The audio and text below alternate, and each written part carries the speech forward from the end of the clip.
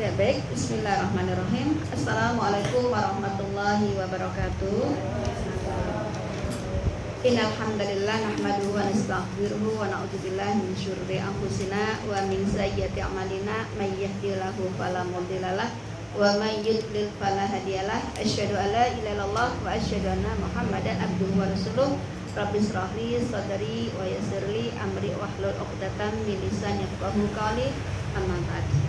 Alhamdulillah, puji syukur kita panjatkan kehadirat Allah SWT yang telah memilih kita kembali menjadi orang-orang istiqomah dalam mengkaji ilmu-ilmu Allah, dalam pelajari ilmu-ilmu Islam, yang tentunya harapannya adalah semakin kita semangat dalam belajar, semakin bertambah juga keimanan kita kepada Allah. Karena salah satu tujuan kita mempelajari Islam itu sendiri adalah semakin bertambahnya ketakwaan kita kepada Allah Subhanahu wa taala. Shalawat dan salam semoga senantiasa tercurah kepada Nabi kita Nabi Muhammad sallallahu alaihi wasallam beserta keluarga dan para sahabatnya. Baik, kita lanjutkan kajian fikih kita ya, fikih wanita yang kemarin sebelumnya adalah bab apa kemarin? Bab cara macam-macam najis dan cara menghilangkannya ya. Nah, ini kita masuk ke bab haid ya, bab haid. Kita buka di sini, saya rujukannya adalah fikih praktis ya dari mazhab Syafi'i, yaitu dari matan Abu Suja ya, yang nama lengkapnya adalah Abu Suja Al-Asfahani. Ini salah satu ulama golongan mazhab Syafi'i ya, karena memang di Indonesia ya khususnya itu kita banyak menganut paham golongan Syafi'iyah. Di sini ada beberapa macam darah ya yang keluar dari wanita ya. Wa yakhruju minal farji salah satu dimain.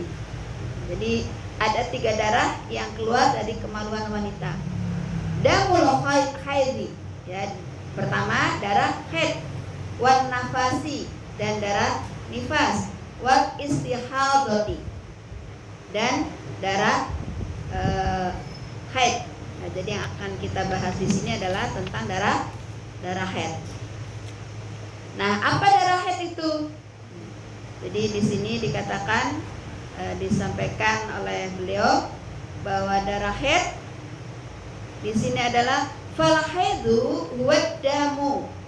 Jadi haid adalah darah al khariju min farjil mar'ati, yang keluar dari kemaluan wanita, ala sabilis sohati ya, ala sabilis sihati ya, jadi keluarnya itu dengan cara sehat ya, bukan karena sakit ya, misalnya mohon maaf rusaknya keperawanan yang menimbulkan keluar darah ya, itu bukan termasuk darah haid, karena darah haid itu keluar karena dalam badan sehat ya.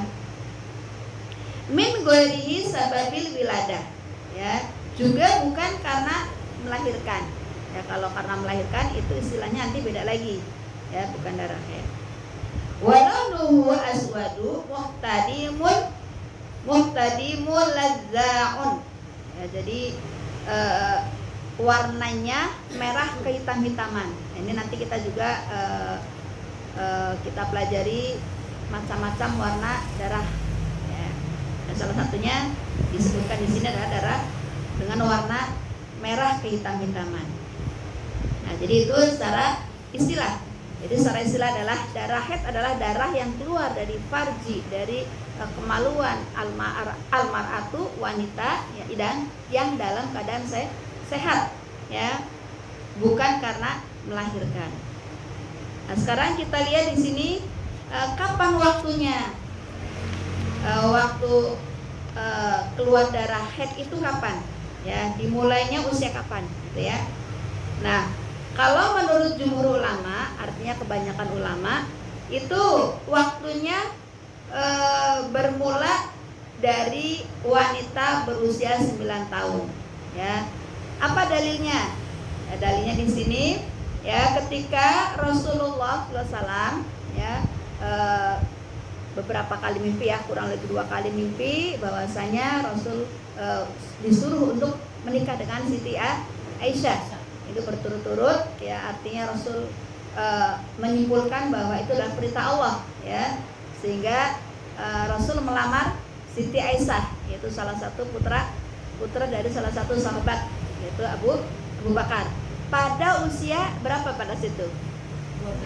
6 tahun ya. Jadi Siti Aisyah 6 tahun dilamar Rasul ya. Tetapi 6 tahun itu masih di rumah bapaknya ya, Abu Bakar. Nah, diboyong ke rumah itu pada usia 9 tahun ketika haid pertama. Nah, itulah salah satu yang dijadikan rujukan bahwasanya awal waktu mulai mens atau haid adalah ketika umur 9 tahun ya. Selain itu juga ada dalil istiqra'i. Nah, dalil istiqra'i itu artinya hukum atau dalil yang dijadikan berdasarkan kebiasaan ya, kebiasaan pada wanita itu pada saat itu usia 9 tahun itu sudah haid gitu.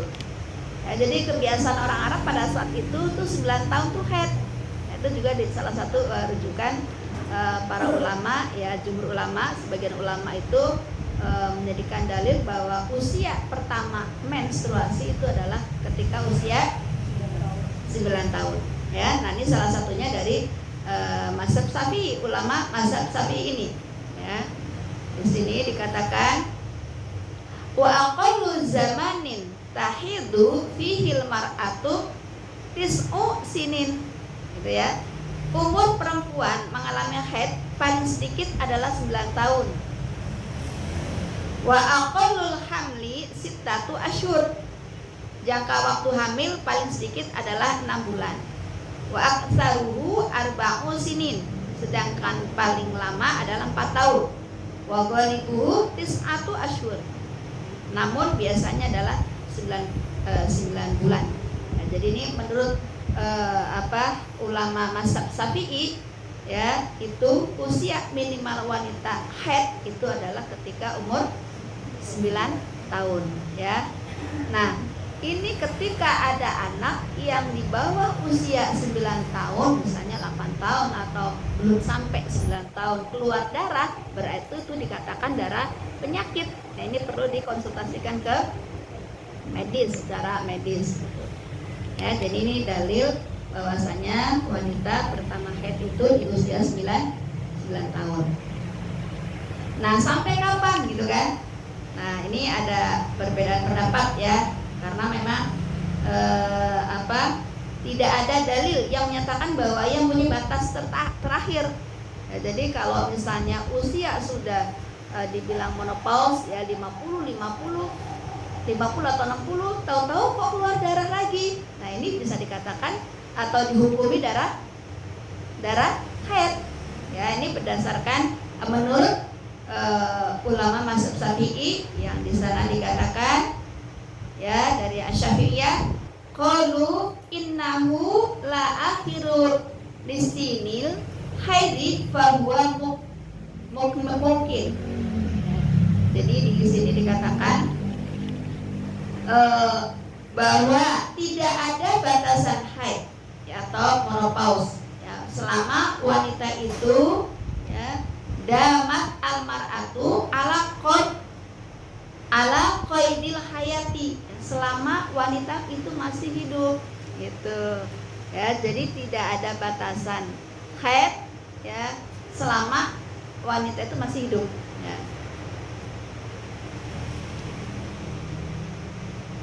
Lakinna inqita'uhu ba'da isnataini wasittina sana ya. Lakinnal ghalibi inqita'uhu ba'da isnataini wasittina sana ya. Jadi tidak ada batasan haid ya selama wanita itu masih hidup. Nah, biasanya di sini disebutkan biasanya berakhirnya usia haid itu setelah usia di sini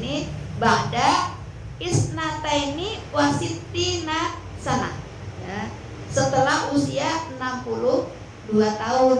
Nah nih ya, jadi kalau misalnya udah menopause nih 50 tahun ya nggak keluar gitu kan, tahu-tahu keluar lagi, nah itu dihukumi darah haid menurut mazhab Imam Syafi'i, ulama dari golongan mazhab Syafi'i, ya.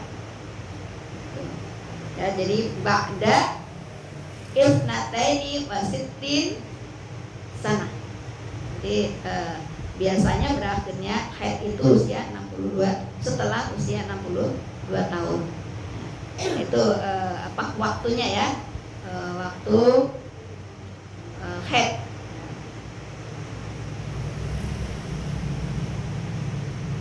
Sekarang kita ke warnanya. Ya, ini Masya Allah ya, komplit sampai disebutkan warnanya, warna haid, warna darah haid. Ya, warna darah haid di sini diisyaratkan pada darah haid itu punya warna-warna. Pertama hitam, ya, warna hitam itu berdasarkan dari hadis Fatimah binti Abi Hubayshi, annaha kanat tustahadu faqala lahan nabiyyu sallallahu alaihi wasallam, bahwa ia mempunyai darah penyakit istihadah, maka sabda Nabi kepadanya, idza kana damul haidh fa innahu aswadu yu'rafu fa idza kana kadzalika fa amsiki anis sholati. Ya, jika darah haid ya maka warnanya hitam dikenal. Nah ini salah satu jenis atau warna darah di sini disebutkan, jika warnanya hitam dikenal. Nah bila demikian maka hentikanlah sholat, ya, fa'amsiki anis sholat, dan maka hentikanlah sholat. Fa'idza kanal akharu fatawaddu'i wa sholli, ya, jika tidak berwudulah dan sholatlah. Tapi kalau bukan warna seperti itu maka sholat seperti biasa, kita berwudu dan sholatlah. Ya, kenapa? Fatawaddu fa innama huwa irqun, karena itu hanyalah merupakan keringat. Ya, jadi berdasarkan hadis ini, ya, salah satu warna darah haid adalah warna hitam. Biasanya kalau pertama keluar kan begitu ya. Kita kan sudah paham ya, karena hampir berpuluh tahun kita ini ya akrab rutin tiap bulan ya. Tapi kan minimal kita ketika kita punya anak gadis ya, kita bisa biasa kalau pertama anak gadis kan nggak teratur ya, padahal nanti kita ketemu berapa lamanya itu kan, anak-anak nanti kadang sembrono itu ya, atau nggak ngeh gitu ya, padahal sudah lewat 15 hari tapi disuruh sholat enggak, lagi men gitu kan. Nah padahal ini yang perlu kita sampaikan kepada anak-anak kita. Nah, jadi pertama warna hitam, yang kedua merah, nah, karena memang ini merupakan warna asli dari darah. Yang ketiga kuning. Nah yang keempat keruh, jadi pertengahan antara warna putih dan hitam, ya, seperti air yang kotornya. Ya, sampai di sini dijelaskan di kitab kitab fikih sunnah ya, karangan Said Sabiq ya, disampaikan di sana bahwa perempuan-perempuan yang mengirimkan dirjah kepada Aisyah. Nah, dirjah ini semacam kayak tempat kecil ya, yang isi buat tempat kayak minyak wangi ya, mungkin ya kalau sekarang dompet gitu kali ya. Nah, jadi perempuan-perempuan yang mengirimkan dirjah kepada Aisyah berisikan kapas dengan sesuatu yang berwarna kuning, maka jawabnya, jangan tergesa-gesa sampai kelihatan kapas itu putih bersih. Ini hadis riwayat Malik dan Muhammad bin Hasan. Ya, artinya bahwa dikatakan suci itu memang setelah memang nggak ada bekas lagi, gitu. Ya, tidak ada warna lagi. Ya, jadi ngelihatnya jangan di celana dalam ya, tapi sampai dipakai kapas ya untuk memastikan benar-benar sudah bersih atau belum. Dan ini biasanya juga patokannya adalah hari ya, berapa hari kebiasaan kita gitu. Tapi memang rata-rata ya sekitar 6-7 ya, 6-7 hari. Nah, di sini dikatakan kunna la na'uddu sufra tawakudro tabaqda tohri syai'an. Ya, jadi yang berwarna kuning atau kru itu tidaklah kami anggap haid setelah suci. Nah, artinya gini. Kalau misalnya masa mennya itu 6 atau 7 hari. Nah, setelah hari ke-8 ya, kan biasanya tadi kan patokannya kan hari 6 atau 7. Nah, hari ke-8 atau ke-9 itu warna kuning, berarti itu tidak dihukumin darah haid karena di luar waktu haid, di luar masa haid. Tapi kalau di dalam masa haid misalnya biasanya 6-7, hari ke-4 misalnya sudah bersih gitu kan. Nah, kalau bersih kan orang sudah bersih banget, akhirnya suci mandi kan. Nah, hari ke-5-nya atau hari ke-6-nya ada tuh kuning-kuning. Nah, itu dihukumi darah haid. Kenapa? Karena itu masih dalam masa haid. Dan terus di sini ada lama haidnya. Ya, berapa lama haidnya? Ya, berapa lama haid di wanita ya yang mengalami haid ya. Di sini menurut mazhab Imam Syafi'i ya, ulama mazhab Imam Syafi'i, wa aqallul haidi yaumi wa lailah. Jadi masa haid paling singkat itu 1 hari 1 malam. Ya, jadi paling singkat masa haid itu 1 hari 1 malam. Kalau cuman enggak nyampe seharian itu tidak dihukumin darah haid. Misalnya pagi keluar gitu kan, terus siang sampai malam enggak, nah itu berarti bukan darah haid. Jadi minimal itu 1 hari 1 malam. Wa aksaruhu khamsa wa asyaruhu yaum. Paling lama 15 hari. Jadi paling lamanya 15 hari. Jadi kalau misalnya biasa, misalnya yang pertama haid itu ya, yang pertama haid kan nggak ngerti warna-warnanya karena baru gitu kan, sudah 7 hari kok masih ini. Nah, berarti dia dihukumin haid itu maksimalnya 15 hari. Jadi maksimalnya 15 hari, minimalnya 1 hari 1 malam. Wa ghalibuhu situ au sab'u. Ya, tapi di sini biasanya 6 atau 7 hari. Situ au sab'un. Ya, jadi biasanya kisaran 6 sampai 7 hari.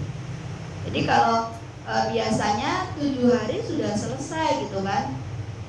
Berarti kalau misalnya hari kalau yang pertama yang nggak pernah baru gitu ya, baru lebih dari 7 hari, berarti yaitu sampai maksimalnya 15 hari. Tapi kalau yang sudah biasa ya, setelah yaitu patokannya biasa, patokannya adalah antara 6 dan 7 gitu patokannya. Tapi kalau yang belum, yang baru gitu ya, yang baru yaitu 1 sampai 15 hari. Kalau lebih berarti dihukumi darah istihadah ya, yang statusnya atau hukumnya sama dengan yang lain. Artinya boleh dianjurkan, diwajibkan sholat atau melaksanakan perintah yang lain. Faman naqasu dan muha'an yaumu walailah. Jika darahnya kurang dari 1 hari 1 malam ya, maka lam yakun haidhu ya, maka tidak dihukumi darah haid ya. Jadi kalau kurang 1 malam, 1 hari 1 malam berarti bukan termasuk ke darah selama 24 jam satu hari satu malam. Auzada'an khamsatu asyaru yauma alimat annaha mustahadu, ya, atau lebih, ya tadi kan kalau tidak ada satu hari satu malam maka dihukumi darah haid. Tapi kalau lebih, ya, auzadat an khamsatun asyara yauma, ya, kalau lebih dari 15 hari, ya, alimat annaha mustahadu, ya, maka dihukumi darah istihadah. Ya, jadi kalau kurang dari satu hari dihukumin bukan darah haid, kalau lebih dihukumi darah istihadah. Ya.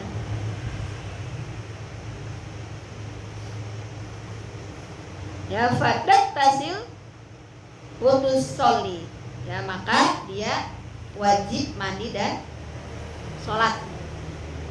Jadi bagi para ini, ya, apa namanya, anak-anak kita, ya, atau ponakan, ya, yang kadang mereka kurang open, ya, kurang ini, ya, padahal sudah lebih, ya, dari 15 hari, ya, kalau maksimal kan 15 hari, nah, 16 harinya dia masih ini kan, padahal itu sudah dihukumi darah istihadah. Ya, terus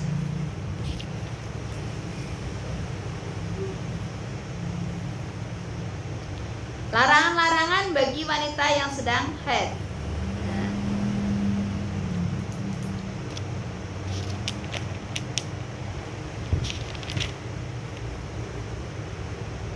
Ya, di sini dalam matan Abu Suja, ya, dari mazhab Syafi'i, ya, disampaikan di sini wayah rumu bil haid wan nafasi samaniyatu asya.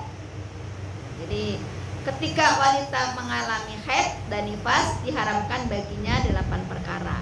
Apa? As-sholatu. Ya, pertama sholat.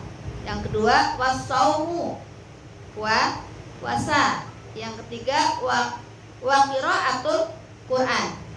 Jadi nanti kita bahas dalil-dalilnya, ya. Ada sebagian juga ada perbedaan pendapat, ya. Ya, jadi pertama tadi sholat, wasaumu, puasa, wa qiraatul Quran, baca Al-Quran, ya, wa masul mushaf wa hamluhu, ya, memegang dan baca mushaf, bawa mushaf, wa dukhulul masjid, masuk masjid, ya, terus wa tawaf, yaitu tawaf, wal waqu, jima, ya, wal istimta'u bima bainas suratil wa rukbati. Yang kedelapan adalah bercumbu dengan suami di bagian tubuh yang terletak di antara pusat dan lutut. Ya, ini di sini di kitab Matan Abu Suja, ya, salah satu ulama golongan Syafi'iyah, dijelaskan ada 8, ya, larangan bagi wanita yang sedang haid, ya. Ya, kita lihat di sini.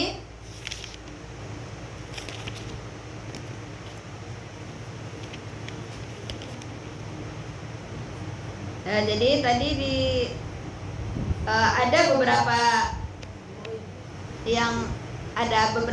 yang berbeda pendapat, ya, dalam hal di sini itu mushaf, ya. Ada kalau menurut jumhur ulama, artinya sebagian atau kebanyakan ulama itu tidak diperbolehkan atau salah satu yang dilarang pada wanita haid, ya. Di sini tawaf yang salah satunya tadi, ya. Nah, tawaf ini seperti sholat, ya. Tawaf itu, ya, sholat berdasarkan apa dirawikan dari Ibnu Abbas radhiyallahu an. Inna Nabiyya sallallahu alaihi wasallam qala, bahwa Nabi SAW telah bersabda, at-tawafu sholatu, tawaf itu merupakan sholat, illa annallaha ta'ala ahalla fihil kalam, kecuali bahwa di dalamnya dibolehkan kalam atau berbicara. Faman takallama fala yatakallamu illa bi khair. Ya, maka siapa yang bicara hendaklah yang dibicarakan itu yang baik-baik ya. Jadi karena sholat kan salah satu yang dilarang wanita haid adalah sholat kan. Nah, sholat ini tawaf ini disamakan seperti sholat. Cuma di sini illa anau ta'ala akhala fihil kalam ya. Cuma kalau tawaf itu dibolehkan berbicara gitu ya. Dan di hadis lain bahwa ketika Rasulullah ya bersama para sahabat dan Siti Aisyah pada saat itu pergi ya dari Madinah ke Mekah dalam rangka ibadah haji. Nah, di situ di satu tempat namanya Sarif ya, satu tempat menuju dari Madinah ke Mekah mau ibadah haji. Nah, di satu tempat itu Sarif yaitu berhenti istirahat dan membuat itu ya semacam tenda-tenda gitu ya. Nah, Siti Aisyah itu nangis ya. Di sana situ. Nah, karena apa? Beliau ya, haid. Ya. Nah, disitulah salah satu dalil bahwa haid ya, wanita haid itu tidak diperkenankan tawaf. Terus menyentuh mushaf. Ya, ini berdasarkan kalau jumhur ulama termasuk yang tidak dibolehkan ya, dilarang ya. Apa dalilnya di sini ya? Anna Nabiya sallallahu alaihi wasallam kataba ila ahli Yaman, bahwa Nabi SAW menulis pucuk surat kepada penduduk Yaman ya. Kitaban wa kana fihi, yang diantaranya isinya adalah Al-Quran ya. La yamassul Quran illa tahir. Al-Quran itu tidak boleh disentuh kecuali orang yang suci. Nah, ini walaupun tadi ya kalau ada sebagian ulama yang membolehkan gitu ya. Jadi yang tidak membolehkan ya salah satu dalilnya ini ya. Tidak ada memegang Al-Quran kecuali yang suci gitu kan. Tidak boleh disentuh kecuali orang yang suci ya. Nah, kata suci itu merupakan kata musta'rab. Nah, artinya mempunyai makna lebih dari satu gitu. Apakah suci yang dimaksud adalah suci dari hadas kecil atau besar, atau suci itu adalah malaikat ya kan? Atau di sini juga bisa dikatakan bagi orang mukmin ya. Orang mukmin kan suci. Kalau orang kafir najis ya, najis keyakinannya gitu ya, bukan fisiknya. Nah, maka ini perlu ada petunjuk gitu ya. Nah, ini ya disinilah letak perbedaan pendapat itu. Jadi dalam menafsirkan kata-kata suci tadi maknanya ganda gitu, maknanya lebih dari satu ya, sehingga muncul perbedaan pendapat. La yamassuhu illa mutahharu ya, ini juga di Al-Qur'an surat Al-Waqiah ayat 29. Jadi ini dikatakan bahwa lahirnya kembali, kata gantinya itu ialah kepada kitab yang tersembunyi ya. Jadi kalau kitab yang dimaksud menyentuh kitab itu ya kitab yang di Lauhul Mahfuz gitu ya. Makanya kalau di yang seperti biasa ya, nah kalau ulama yang dimaksud mahfuz yang dimaksud mushaf itu adalah yang semuanya Al-Qur'an. Di sini ada yang semuanya Al-Qur'an. Ya, ya yang full ya. Tapi kalau ada yang artinya terjemahan itu berarti dibolehkan. Itu bisa boleh. Ya kalau lagi ini ya, terus kita pegang. Nah, karena yang dilarang di sini adalah memegang mushaf. Sedang mushaf yang dimaksud adalah mushaf yang menurut ulama ya, menurut para ulama itu yang dimaksud mushaf itu adalah yang full Al-Quran Arab semua gitu. Tapi kalau yang ada terjemahnya itu masih boleh ya, masih bisa disentuh.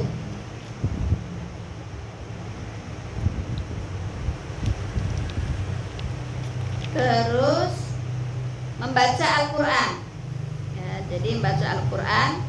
Nah, kalau menurut mazhab Syafi'i ini termasuk yang tidak dibolehkan ya kan, baca Al-Qur'an.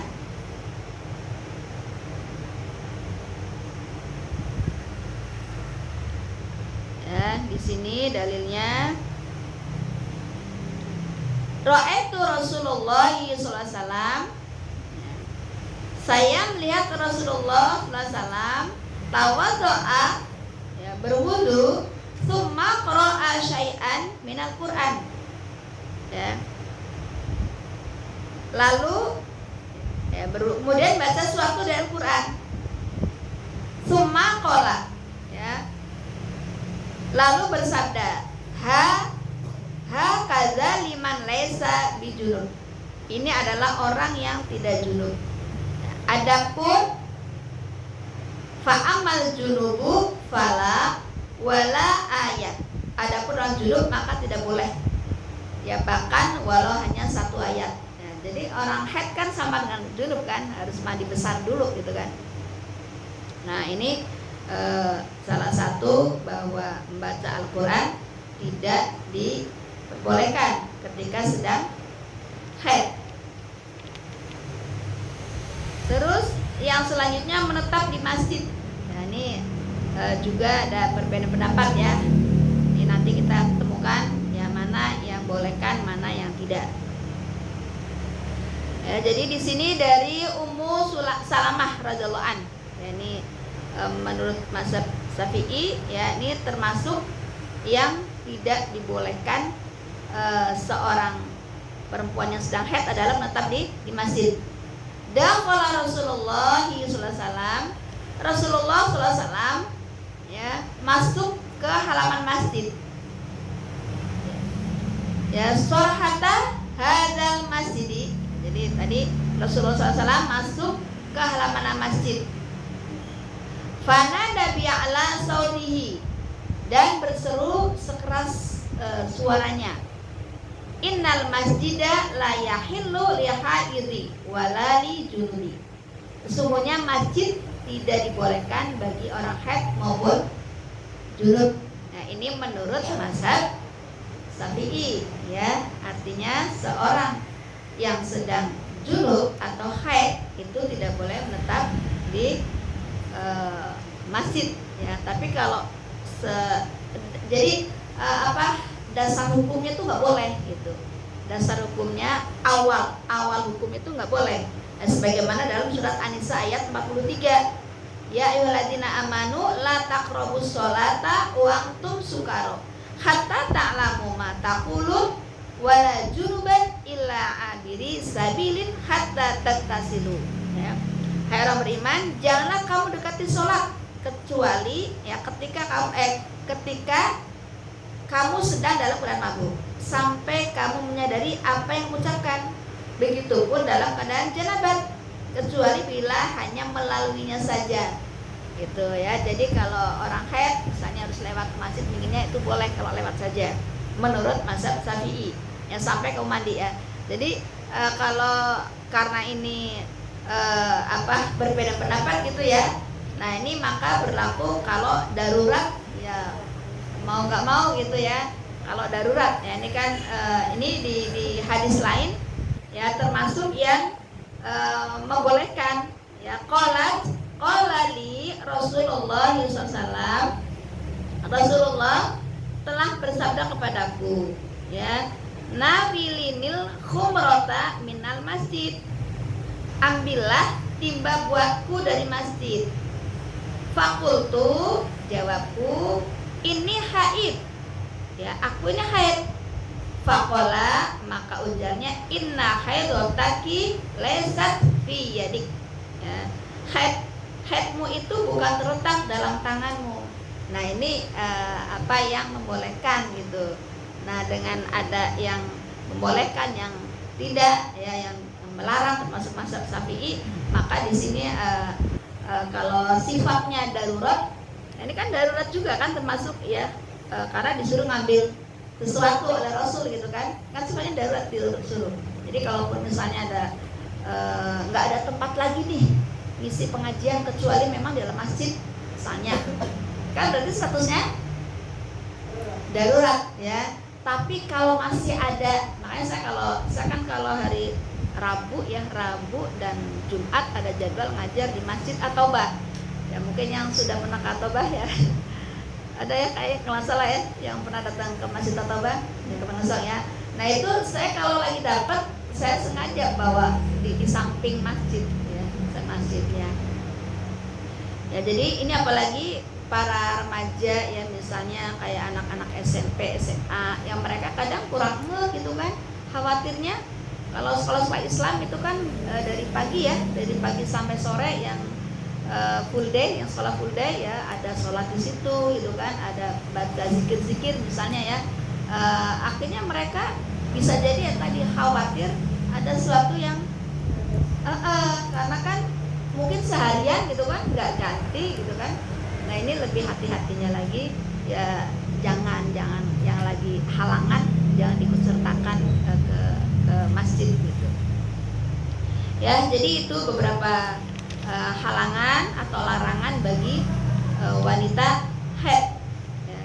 Jadi nanti bagaimana nih kita yang guru ngaji ya, ngajar Iqra ya kan, atau yang punya hafalan banyak gitu kan. Tadi kan salah satunya dilarang baca Al-Quran ya. Terus gimana nih yang punya hafalan, kalau 7 hari, 6 sampai 7 hari mungkin nggak diulang-ulang bisa lupa gitu kan ya, termasuk ibu ya bisa lupa. Nah cara gimana? Muter murotan, lebih hati-hati ya. Jadi kalau menurut mazhab Syafi'i ya lebih ke hati-hatinya tinggi ya. Jadi kalaupun misalnya kita harus mengulang hafalan, kita putar aja murotan kan, putar yang nggak boleh kan melafadzkan. Kalau mendengarkan kan boleh. Jadi kita nggak bisa sambil ngikutin, nggak bisa ya? Iya, menurut mazhab Syafi'i ya. Jadi tidak mengucapkan ya, melafadzkan Al-Quran walaupun murojaah tadi ya. Tapi tadi ya namanya berbeda pendapat ya, karena kita di sini mayoritas memang mazhab Syafi'i ya. Jadi saya sampaikan seperti itu ya. Jadi itu saja haid dan beberapa larangan-larangannya ya. Nanti kita bisa diskusi-diskusi ya, ada yang perlu disampaikan, kita dilanjut dengan diskusi. Wallahu a'lam bishawab. Alhaqqu rabbikum. Mudah-mudahan yang sedikit ya bermanfaat untuk kita semua, yang tentunya ini sangat bermanfaat juga ya kita sampaikan kepada putri kita ya. Jangan sampai karena ketidaktahuan mereka, apalagi tidak bisa membedakan warna darah ya kan, nah mereka lalai ya, sehingga mudah meninggalkan sholat ya ketika ada sesuatu yang keluar ya, padahal itu di luar masa haid ya. Itu saja, nanti kita bisa diperpanjang dengan tanya jawab. Wallahu a'lam bishawab. Assalamualaikum warahmatullahi wabarakatuh.